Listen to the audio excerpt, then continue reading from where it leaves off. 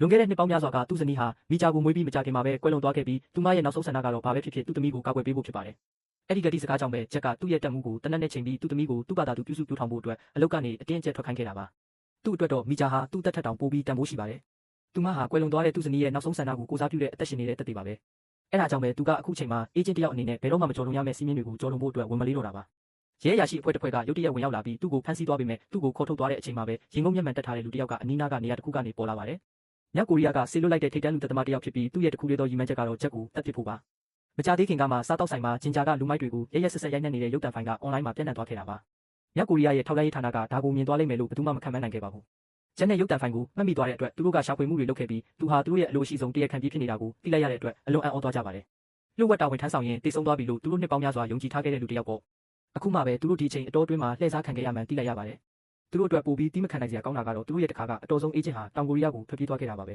။မြောက်ကိုရီးယားမှာတာဝန်ထမ်းဆောင်စဉ်ကဂျက်ဟာ66ဆိုတဲ့လျှို့ဝှက်အမည်နဲ့လှုပ်ဆောင်ခဲ့တာဖြစ်ပြီးအဲ့ဒီနာမည်ကတကယ်တော့နောက်ထပ်တန်တာရီဆန်တဲ့အေဂျင့်တယောက်ရဲ့နာမည်ဖြစ်ကဂျက်ကိုတိုင်းကအဲ့ဒီအေဂျင့်ကိုလွန်ခဲ့တဲ့နှစ်တွေကတပ်ပစ်ခဲ့ပြီးနာမည်နဲ့လုပ်ငန်းစဉ်ကိုဆက်ခံခဲ့တာပါ။ဂျက်ကိုအမြင့်ပြည့်ရှင်းလင်းမှုဆုံးဖြတ်ထားတဲ့မြောက်ကိုရီးယားခေါင်းဆောင်ပိုင်းကမူလ66အေဂျင့်ရဲ့ညီငယ်ကိုလိုက်ရှာခဲ့ပြီးတိုက်ဆိုင်ပဲသူကိုယ်တိုင်လည်းအေဂျင့်တယောက်ဖြစ်နေပါတယ်။ဂျက်ကိုတက်ရမယ့်တာဝန်ကသူ့ပခုံးပေါ်ကိုဓာတ်ရိုက်ရောက်လာပါတယ်။တစ်ဖက်မှာတော့တောင်ကိုရီးယားထောက်လှမ်းရေးတွေကလည်းတခုခုမှားယွင်းနေမှန်းသတိထားမိသွားပါတယ်။ဂျက်ကိုလျှို့ဝှက်စောင့်ကြည့်နေတဲ့အေဂျင်စီကသူ့ရဲ့လက်တလောလှုပ်ရှားမှုတွေကသူတို့ရဲ့ထိန်းချုပ်မှုအပြင်ဘက်ကိုရောက်သွားမှသိလိုက်ရပါတယ်။ပိုပြီးစူးစမ်းကြည့်တဲ့အခါမှာသူတို့ကဂျင်ဂျာရဲ့နောက်ကျောင်းကိုလည်းသိလိုက်ရပြီးသူနဲ့ဂျက်တို့နှစ်ယောက်ဟာလွန်ခဲ့တဲ့နှစ်တွေအတွင်းမှာမြောက်ကိုရီးယားကိုလျှို့ဝှက်ထိုးဖောက်ဝင်ရောက်တဲ့တာဝန်တွေကိုအကြိမ်ကြိမ်လှုပ်ဆောင်ခဲ့ကြတာကိုသိလိုက်ရပါတယ်။ဂျက်ကိုစောင့်ကြည့်ရေးတာဝန်ယူထားတဲ့အရာရှိဒရိုက်တာကွန်ကဂျက်ကိုအလုပ်ကနေထွက်ဖို့အတင်းအကျပ်ခိုင်းစေခဲ့ရတဲ့အထက်လူကြီးဖြစ်နေတာကိုတွေ့လိုက်ရပါတယ်။အခုမြောက်ကိုရီးယားကဂျက်အသက်ရှင်နေသေးမှန်းသိသွားပြီဆိုတော့သူတို့လှုပ်ရှားနေကြပြီဆိုတာသိချနေပါပြီ။တက်ကွန်ကဒီလောက်အနေအများတဲ့သူကိုမြောက်ကိုရီးယားလက်ထဲပြန်ရောက်သွားခွင့်မပေးနိုင်တဲ့အတွက်တောင်ကိုရီးယားအနေနဲ့ဘယ်လိုပဲဖြစ်ဖြစ်မြောက်ကိုရီးယားထက်အရင်ဂျက်ကိုရှာတွေ့အောင်လုပ်ရပါမယ်။တညထဲမှာပဲတိုင်ဘက်အဖွဲ့နှစ်ဖွဲ့ကတပြိုင်နက်တည်းလိုက်လံရှာဖွေနေကြပြီးဘာမှမသိရှာတဲ့ချက်ကတော့နှစ်ဖက်စလုံးရဲ့ပြစ်မှတ်ဖြစ်သွားပါပြီ။တောင်ကိုရီးယားရဲ့ကိုထိုးဖောက်ဝင်ရောက်လာတဲ့မြောက်ကိုရီးယားအေဂျင့်ကလမ်းပေါ်မှာဆက်သွယ်မှုတွေလုပ်ပြီးဂျင်ဂျာကိုဘယ်ရဲစခန်းမှာဖမ်းထားလဲဆိုတာကိုသိရှိသွားပါပြီ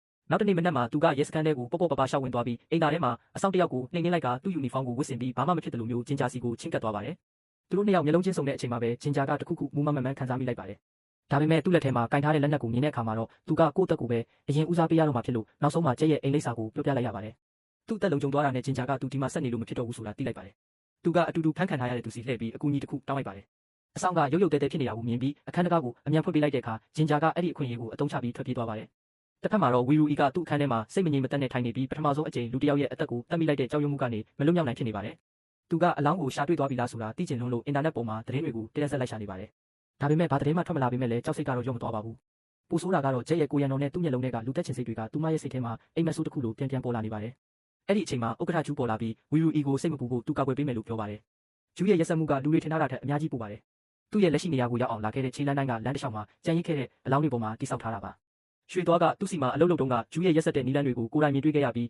ဂျူးကိုဝန်းရံထားတဲ့ကိုရန်တော်တွေအားလုံးကအထူးတပ်ဖွဲ့ဝင်ဟောင်းတွေဆိုတာကိုကောင်းကောင်းသိတဲ့အတွက်ဘယ်သူကမှဒီလောက်ထိနားမလည်နိုင်ပါဘူး။သူတို့နှစ်ယောက်ကြားကနှက်ဆိုင်တဲ့အညိုးတေးတွေကြောင့်ပဲဝီရူအီရဲ့ဖုံးကွယ်မှုကိုရွှေသွားကူညီပေးနေတဲ့အကြောင်းပြုမှုနေတာကတကယ်တော့ဂျူးကိုပြန်တိုက်ခိုက်ဖို့အခွင့်အရေးရအောင်တွက်ချက်ထားတဲ့လှုပ်ရှားမှုတစ်ခုသာဖြစ်ပါတယ်။သူကမှတ်တမ်းတင်ထားတဲ့အတန်ဖိုင်ကိုတမင်တက်တက်တည်းဖြတ်ပြီးဖြတ်တော့ကအဖြစ်အပျက်ကိုလုံးဝပြောင်းလဲသွားအောင်ပြန်စီထားလိုက်ပါတယ်။ရဲစခန်းမှာတော့ဂျက်ကဘာမှမပြောဘဲတိတ်ဆိတ်နေပြီးရဲတွေကဘလောက်ပဲဖိအားပေးပါစေဘာမှပြန်မပြောပါဘူး။တခြားလမ်းမရှိတော့တဲ့အတွက်သူတို့ကလက်ပွေရစစ်ဆေးပြီးသူ့ကိုခွဲခြားသိရှိဖို့ကြိုးစားကြပါတယ်။ဒါပေမဲ့စနစ်ကနှိုင်းရှင်ချက်လုပ်ပြီးတဲ့အခါမှာတော့စကရင်ပေါ်မှာစာသားလေးလုံးပဲပေါ်လာပြီးအဲ့ဒါကတော့ဝင်ရောက်ခွင့်မလုံလောက်ခြင်းဆိုတဲ့စာသားပါပဲ။ရဲတွေကြားမှာရှုပ်ထွေးမှုတွေဖြစ်ပေါ်နေချိန်မှာပဲဂျက်ရဲ့ဖုန်းကရုတ်တရက်မြည်လာပါတယ်။သူတို့တွေကတယောက်ကဖုန်းခေါ်သူရဲ့အမိကိုအတန်ထွက်ဖက်လိုက်တဲ့အခါသမီးဆိုတဲ့စကားလုံးနှလုံးပဲရှိပေမဲ့အဲ့ဒါကဂျက်ရဲ့တင်နေတဲ့မျက်လုံးတွေကိုချက်ချင်းပြောင်းလဲသွားအောင်လုပ်နိုင်ပါတယ်။မင်ကြီးကမတည်သေးပါဘူး။ရွှေသွားနဲ့သူ့လူတွေကအဲ့ဒီအချိန်မှာအမတ်တမဲ့ဖြစ်နေချိန်မှာပဲကားနောက်ဖုန်းထဲမှာလဲလျောင်းနေတဲ့သူမရဲ့လက်ချောင်းလေးကအနှဲငယ်လှုပ်ရှားသွားပါတယ်။အဲ့ဒီအချိန်မှာပဲအရာအလုံးကိုလက်လျှော့လိုက်တော့မလို့ဖြစ်နေတဲ့ဂျက်ရဲ့စိတ်ထဲမှာမျောလင်းချက်တွေပြန်လည်ထွန်းကားလာပါတယ်။ဒါပေမဲ့သူ့ကိုနောက်ထပ်စောင့်ကြိုနေတာကတော့ပိုပြီးအန္တရာယ်များတဲ့တည်စီနိုင်လောက်တဲ့ထောင်ချောက်တစ်ခုပါပဲ